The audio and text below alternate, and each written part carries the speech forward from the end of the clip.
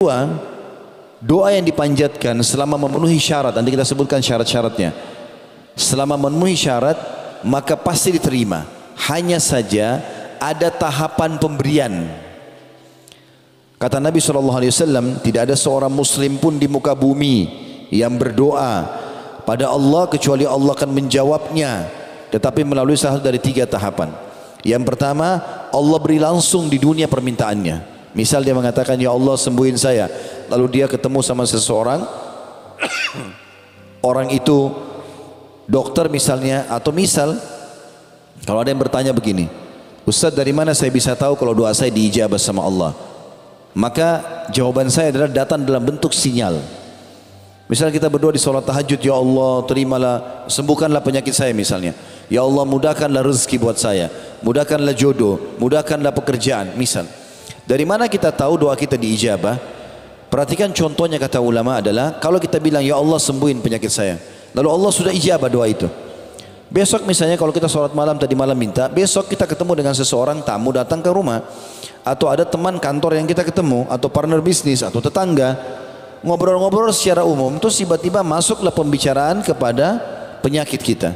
Lalu dia bilang, setahu saya ada dokter yang bagus di sana. Lalu kemudian kita pergi ke dokter tersebut, konsultasi cocok, resepnya cocok, sembuh. Kira-kira pertanyaan saya teman-teman, dokterkah yang sembuhkan kita? Tentu bukan. Kenapa? Dokter pun kalau di resep cuma tulis semoga lekas sembuh. Enggak ada dokter tulis pasti sembuh. Pasti resepnya semoga lekas sembuh. Itu saja. Jadi Allah Subhanahu wa taala menjawab permintaan kita dengan cara seperti itu. Misalnya Allah mudahin rezeki buat saya. Tiba-tiba besok ada yang tawarin mobil, dia mau jual mobilnya, kita nggak ada duit mau beli mobil. Jangan buru-buru batalin. Siapa yang gerakin orang ini? Kenapa dia datang ke kita? Kok tiba-tiba tawarin ke saya? Baik, tunggu sebentar. Coba saya telepon teman-teman saya yang lain. Mungkin ada yang mau misalnya. Lalu mungkin dari situ teman-teman kita memberikan kita uang. Orang mengatakan minta jodoh. Berapa banyak orang yang menawarkan diri kepadanya, berapa banyak orang yang menawarkan anaknya. Tinggal dia menangkap sinyal itu. Doa Allah Subhanahu wa taala sangat dekat dan dia akan beri kepada kita.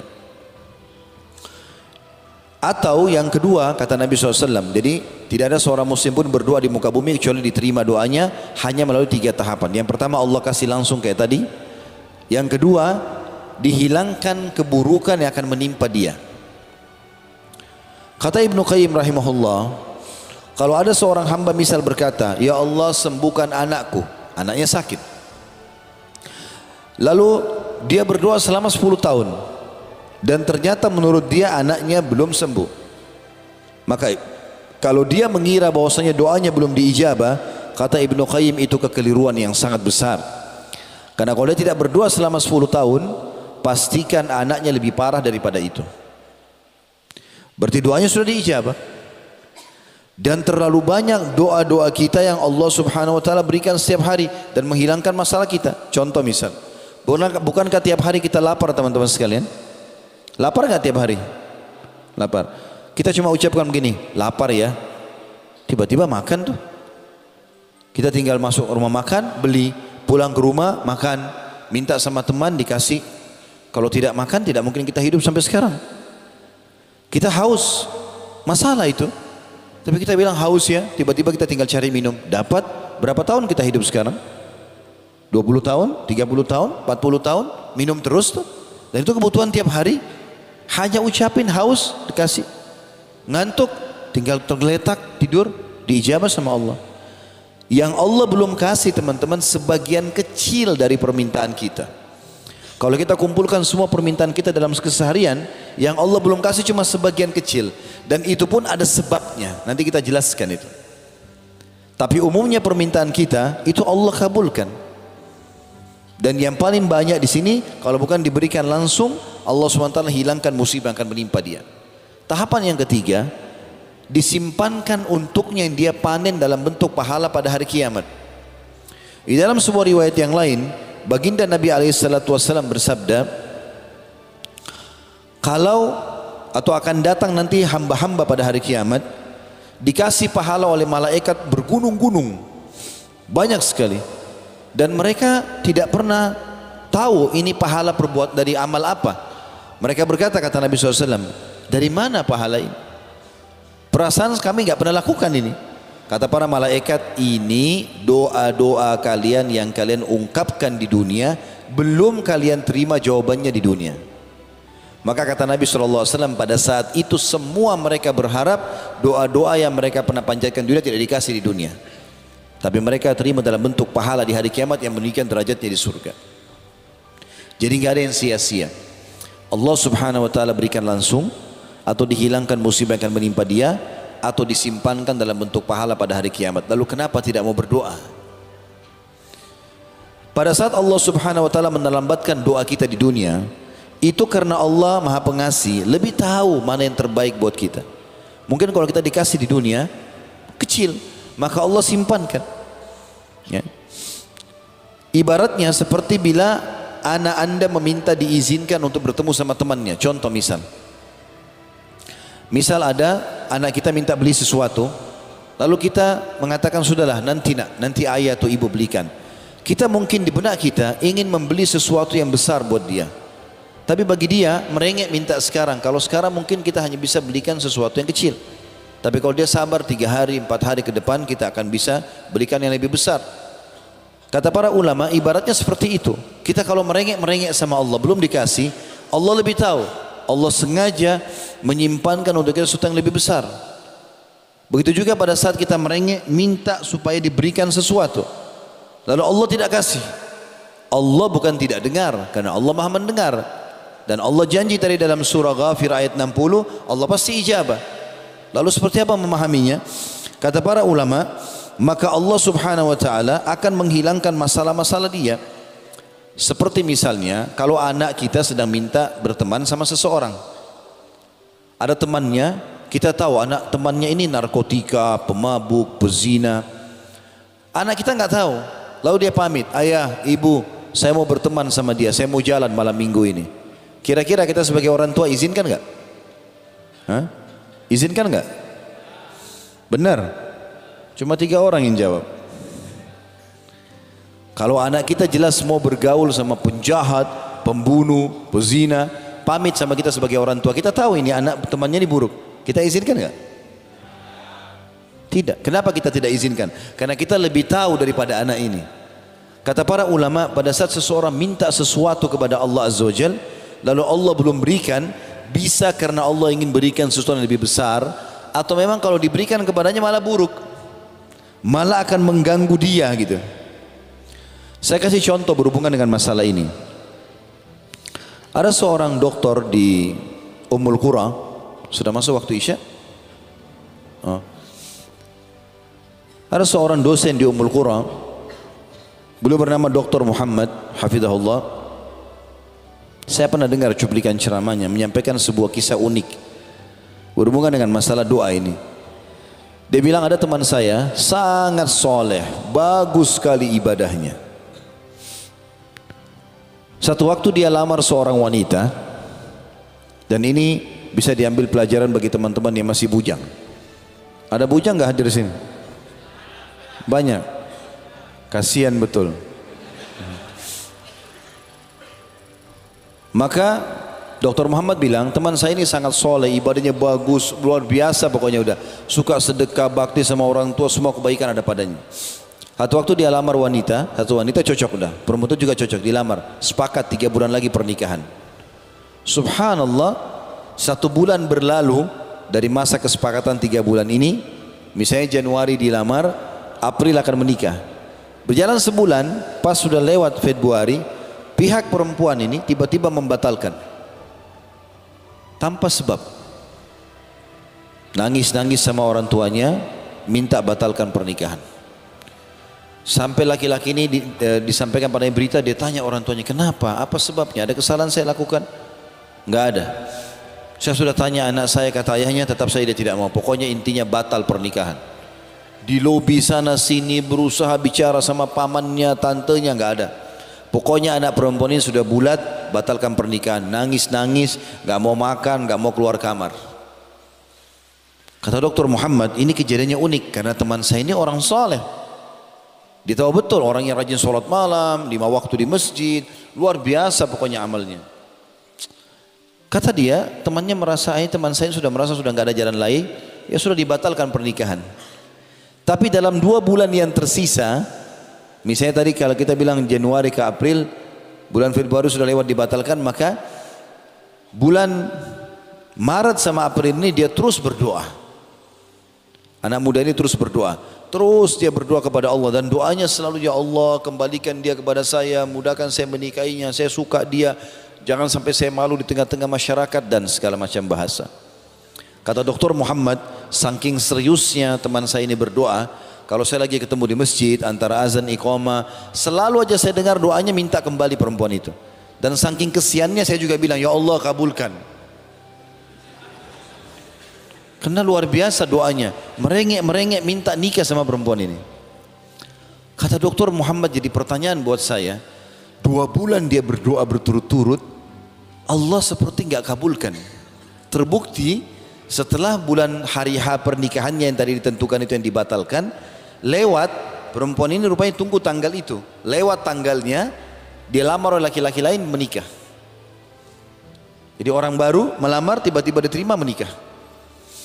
Pada saat itu dia berhenti berdoa karena sudah jadi istri orang. Gak boleh lagi antum berdoa, ya Allah matikan suaminya misalnya. Dia berhenti berdoa. Kata Dr. Muhammad, saya subhanallah mengetahui rahasia kasih sayang Allah kepada temanku ini justru setelah perempuan itu menikah sama laki-laki lain. Sebulan pernikahan perempuan itu, kisah nyata di Saudi, sebulan pernikahan perempuan itu, baru sebulan kanker payudara mengenai sebelah kanan payudaranya dan kronis, harus dipotong. Dalam sebulan menikah nggak ada payudara kanan. Bulan kedua kata Dr. Muhammad, rupanya kankernya sudah sangat ganas nyebar ke payudara sebelah kiri, dipotong juga. 2 bulan pernikahan nggak ada payudara. Bulan ketiga perempuan ini ternyata punya masalah di urat saraf bagian belakang kepalanya, sehingga dioperasi dan membuat kedua matanya buta. Bulan keempat perempuan ini meninggal dunia. Kata Dr. Muhammad, subhanallah, yang telah menyelamatkan teman saya dari perempuan itu dengan caranya. Andai saja dia yang menjadi jodohnya, mungkin dia akan sibuk dan lebih sedih lagi karena melihat keadaan istrinya seperti itu. Sangka baik dengan Allah teman-teman sekalian. Allah itu zat yang lebih sayang kepada kita daripada ibu kita sendiri. Dalam sebuah hadis Bukhari disebutkan bahwasanya Nabi alaihi salatu wassalam ini pada saat selesai perang Hunain, merebut suku, mengalahkan suku Hawazim, hampir seluruh wanitanya suku Hawazim, anak-anaknya, hartanya jadi rampasan perang semua. Kalah mereka dengan muslimin. Ada satu ibu ini masih masa menyusui, bajunya basah dengan ASI. Dia jalan. Rupanya sahabat Nabi Ridwanullahi alaihim memisahkan antara tawanan anak-anak dengan tawanan ibu-ibu perempuan. Dipisahkan masing-masing. Ibu ini keluar dari tawanan perempuan, pergi ke tempat tawanan anak-anak kecil. Nabi SAW waktu lihat, Nabi bilang kepada para sahabat, perhatikan ibu ini, apa yang dia mau lakukan. Rupanya ibu itu angkat anak kecil, dibalik, terus dilihat sama dia. Bukan anaknya rupanya, ditaruh lagi. Dia maju lagi, angkat lagi anak satu, dibalik, bukan anaknya. Rupanya dia lagi cari anaknya nih. Terus saja dia mengangkat anak sampai ditemukan anaknya akhirnya. Dari sekian ratus anak kecil, akhirnya ditemukan sama dia. Begitu ditemukan anaknya, langsung dipeluk sama dia di depan orang-orang semuanya. Pada saat itu lagi panas cuaca, debu berterbangan, orang lagi pada keringatan. Dia masukkan anaknya ke dalam pakaiannya, ditutup, gitu kan? Kemudian disusui sama dia. Subhanallah, ibu ini sudah tidak malu lagi di depan orang. Bagi dia temukan anaknya. Dan bagi dia anaknya lagi butuh susu, disusui sama dia walaupun ditutup dalam bajunya, gitu kan? Tidak ada yang lihat tentunya. Tapi Nabi SAW dan sahabat tahu ibu ini lagi nyusui anaknya. Kata Nabi SAW, saya mau tanya kalian kepada para sahabat, kalau kita bakar api unggun, lalu kita minta ibu itu lempar anaknya ke api, mau nggak dia lempar? Kata para sahabat, tentu tidak ya Rasulullah. Lihat kasih sayangnya dia sama anaknya begini, nggak bakal dia bunuh anaknya gitu. Kata Nabi SAW, ini pesan Nabi, demi zat, maksudnya demi Allah yang jiwa Muhammad dalam genggamannya, maksudnya demi Allah, Tuhan kalian Allah lebih sayang kepada kalian daripada ibu itu kepada anaknya. Allah itu sangat sayang dengan kita teman-teman. Jangan bersangka buruk dengan Allah. Antum kalau sampaikan hajat apapun Allah dengar. Allah itu lebih dekat daripada dari urat leher kita sendiri. Itu dalam firman Allah berfirman seperti itu. Dan para sahabat saking fahamnya poin ini, sampai-sampai kalau sendal mereka putus, dalam banyak riwayat mereka angkat tangan ke langit sambil mengatakan, ya Allah, sendal saya putus, gantikanlah. Sendal minta sama Allah. Kita kadang-kadang berpikir nanti kalau penyakit kronis baru minta sama Allah. Tidak, teman-teman sekalian. Kita kalau mau pakai baju ada doanya, lepas baju ada doanya, mau tidur ada doanya, hal kecil pun minta kepada Allah. Allah kalau kita minta tidak akan melemparkan obat dari langit kalau minta sembuh. Tapi Allah mudahkan kita ketemu sama dokter yang cocok, obat yang cocok, sembuh. Sebagaimana sudah saya jelaskan tadi. Teman-teman sekalian, kita akan masuk ke syarat diterimanya doa. Masih ada waktu dari azan Isya? 10 menit. Baik. Ada kurang lebih yang saya susun ya. Ini sepengetahuan saya, tentu mungkin masih ada yang lain, Allahu a'lam, tapi saya susun kurang lebih ada 9 syarat diijabahnya doa. Yang paling pertama adalah ikhlas. Apa itu ikhlas, teman-teman? Lawan riya. Kapan kita melakukan ibadah untuk makhluk supaya dipuji, kita lagi berdoa setan bisikin, tuh orang di sebelahmu lagi lihat, berdoalah lama-lama. Sujudlah, jangan angkat kepalanya, tunggu lagi dilihat, tunggu di foto, tunggu ini dan itu. Was-was syaitan. Dan ingat, semua ibadah kata ulama akan terlintas riya. Yang paling pertama syaitan lintaskan riya dulu. Karena riya ini senjata pamungkas. Kata Nabi SAW, al-yasiru minar riya syirk. Sedikit saja riya, mau pamer, melakukan ibadah karena makhluk, maka sudah syirik, ditolak sama Allah. Makanya teman-teman, kita harus menjaga keikhlasan ini. Kalau dasarnya ibadah itu diperintahkan oleh Allah di depan umum, kita kerjakan depan umum. Kalau dasarnya diperintahkan tersembunyi, sembunyikan. Contoh, kita kayak hadiri majelis ilmu begini, memang rame-rame, sholat berjamaah, haji, umrah, jihad, memang begitu. Cari nafkah, kita di luar, memang depan umum, tinggal kita kontrol niat kita ikhlas. Tapi kalau ibadah itu memang dasarnya tersembunyi, kayak sholat tahajud, sholat duha, zikir, orang tidak dengar, berdoa, jangan dipamer, jangan dibilang, jangan diperlihatkan ke orang lain. Selesai, nggak ada yang tahu. Saya berbagi di poin ini teman-teman sekalian. Abdullah bin Mubarak rahimahullah, salah satu ulama tabi'in yang masyhur dengan kesolehannya. Dia subhanallah, kalau lakukan satu ibadah, dia kebanyakan selalu tutup mukanya dengan imamah. Jadi kepalanya di imamah, ada sisa kainnya ditutup lagi wajahnya. Termasuk di kancah jihad. Satu waktu pernah pasukan muslimin berangkat untuk melawan pasukan Romawi di zaman beliau. Abdullah bin Mubarak ini ulama besar ya. Maka dia berada di belakang sekali pasukan, dan dia sengaja pakai imamah yang tebal, lalu alisnya ditutup sama dia. Dan kelopak matanya di bawah hidungnya juga, di bawah matanya juga ditutup. Orang kalau pakai cadar atau pakai imamah seperti ini, kalau alisnya kelihatan masih bisa dikenal, oh ini si fulan. Tapi kalau ditutup alisnya cuma bola mata, susah dikenal. Lalu dia berada di belakang sekali pasukan, nggak ada yang tahu dia. Subhanallah, itu pasukan muslim ketemu sama pasukan kafir. Rupanya ada dari pasukan Romawi, satu orang berotot, badannya besar, memegang pedang yang sangat besar, dan dia tunjukkan keterampilannya di depan pasukan muslimin. Banyak umat Islam yang takut menghadapi dia. Dia nantang, siapa yang mau duel, siapa yang mau duel. Nggak ada yang maju, subhanallah. Muncullah Abdullah bin Mubarak dari belakang, tapi dia pakai tutupan muka tadi. Abdullah bin Mubarak ini badannya tidak besar, kecil. Maju, lawan orang tersebut. Terjadi duel yang sangat luar biasa hebat. Dengan beberapa gerakan saja berhasil dikalahkan dan terbunuh orang kafir ini. Yang tadinya karena kuatnya ototnya, sampai mungkin kalau ditebas dengan tebasan orang yang kekuatannya tidak banyak, maka tidak sobek kulitnya orang ini karena kekarnya. Seperti binaragawan kalau kita gitu. Tapi subhanallah, Abdullah bin Mubarak bisa membunuhnya. Waktu dia mati, orang-orang pada bertakbir, Allahu Akbar, Allahu Akbar. Semangat umat Islam semangat lagi. Abdullah bin Mubarak jalan di pinggir pasukan, pergi ke belakang. Enggak pamer-pamer depan orang, angkat pedang, enggak, ke belakang. Orang Islam karena sibuk menghadapi musuh, tidak ada lagi yang lihat dia. Rupanya ada satu orang mengikuti dia dari belakang. Dia bilang, demi Allah saya mau tahu siapa orang ini. Lalu dikejarlah dari belakang, diam-diam orang itu, Abdullah bin Mubarak lagi di belakang sekali, dia lewat dari belakang kuda, dia loncat, ditarik cadarnya. imamahnya. Kelihatan mukanya. Pada saat itu Abdullah bin Mubarak marah. Kenapa kau lakukan ini? Dia bilang, ternyata kau hai Abdullah. Ya. Kata dia, iya. Tutupi aibku ini, kata Abdullah bin Mubarak. Dia menganggap kalau orang tahu, aib bagi dia. Perhatikan teman-teman dan bedakan dengan keadaan sebagian orang di antara kita. Baru nyumbang sedikit masjid, baru nyumbang sedikit untuk anak yatim, sudah satu negeri tahu. Ya. Bahkan subhanallah di era kita sekarang medsos tidak bisa kalau tidak diekspos. Ekspos sana sini. Mau pergi taklim saja sudah tulis pergi taklim. Pulang taklim. Sholat malam, pamer sama orang. Ya. Bedanya ikhlas dengan riya teman-teman, sebagian kata ulama ya, sebagian perbedaan dasar.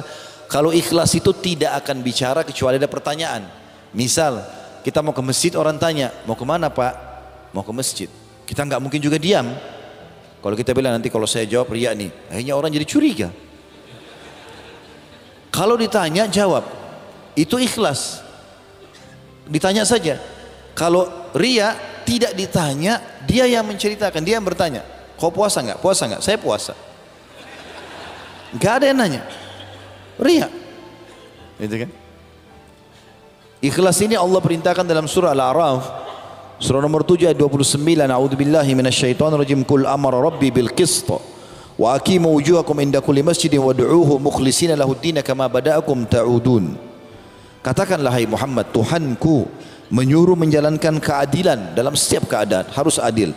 Dan katakan juga, luruskan wajah kalian di setiap solat dan berdoalah pada Allah dengan mengikhlaskan ketaatanmu kepadanya. Sebagaimana dia menciptakan kamu pada permulaan, demikian pula kamu akan dikembalikan kepadanya.